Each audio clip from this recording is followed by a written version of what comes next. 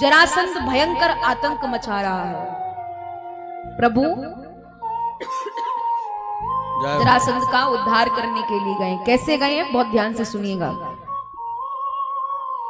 भीम, अर्जुन, कृष्ण तीनों ही संत का बेस बना करके जरासंध के पास गए हैं। कहा भिक्षाम देहि। जरासंध कहता है क्या चाहते हो? प्रभु बोले पहले 3 वचन दो कि जो हम चाहते हैं वो तुम हमें दोगे। बोले अवश्य। प्रभु कहते तो फिर हम चाहते कि तुम हमारे साथ युद्ध करो। जरासंध कहता है क्या गजब बात कर रहे हो, संत होकर के मेरे साथ युद्ध करना चाहते हो? हा? प्रभु बोले तुमने तो वचन दे दिया है ना, जो हम चाहेंगे वो तुम दोगे, करो हमारे साथ युद्ध। बोले नहीं, कुछ और। प्रभु बोले तुम वचनबद्ध हो चुके हो, युद्ध करना ही पड़ेगा।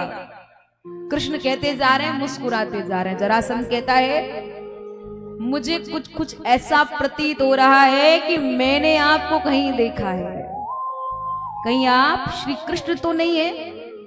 ठाकुर जी कहते हैं कितनी भी चोरी करो कभी ना कभी तो मैं पकड़ा ही जाता हूं। बोले ठीक है मैं कृष्ण ही हूं।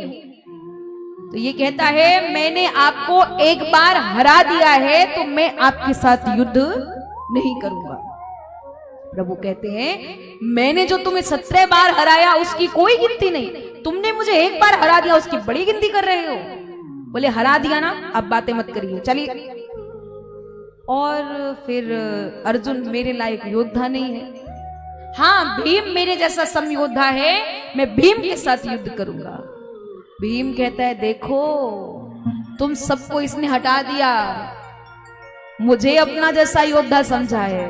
प्रभु बोले अच्छा अभिमान, जाओ देखते कितने बड़े योद्धा हो तुम। और अंकुरे गर्भतर भारी करुणा निध मद दीख बिचारी। यहाँ अभिमान से भरा भीम जरासंध के साथ युद्ध करने के लिए गया है। महाराज 7 दिन हो गए युद्ध चलते चलते, जरासंध हारने का नाम नहीं लेता है। भीम पूर्ण रूपेण टूट चुका है।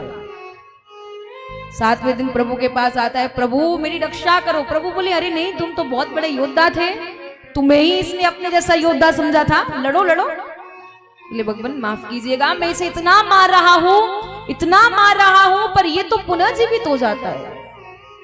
प्रभु बोले तो सुनो, अब जब युद्ध करने जाओगे ना तो मेरी ओर देखते रहना। बोली ठीक है। भीम युद्ध करने गए हैं और कृष्ण की ओर देख रहे हैं। प्रभु ने एक तिनके को उठाया, भीम ने भी जरासंध को उठाया। प्रभु ने तिनके को मध्य से तोड़ा, भीम ने भी जरासंध को मध्य से तोड़ा। प्रभु ने तिनके को इधर उधर फेंका, भीम ने भी जरासंध को इधर उधर फेंका। इस प्रकार जरासंध का भीम के द्वारा उद्धार होता है। असुर निकंदन भगवान की जय। अच्छा इधर उधर क्यों फेंका, इसका भी एक कारण है। ये जो जरासंध है ना, ये जरा नाम की राक्षसी का बेटा है।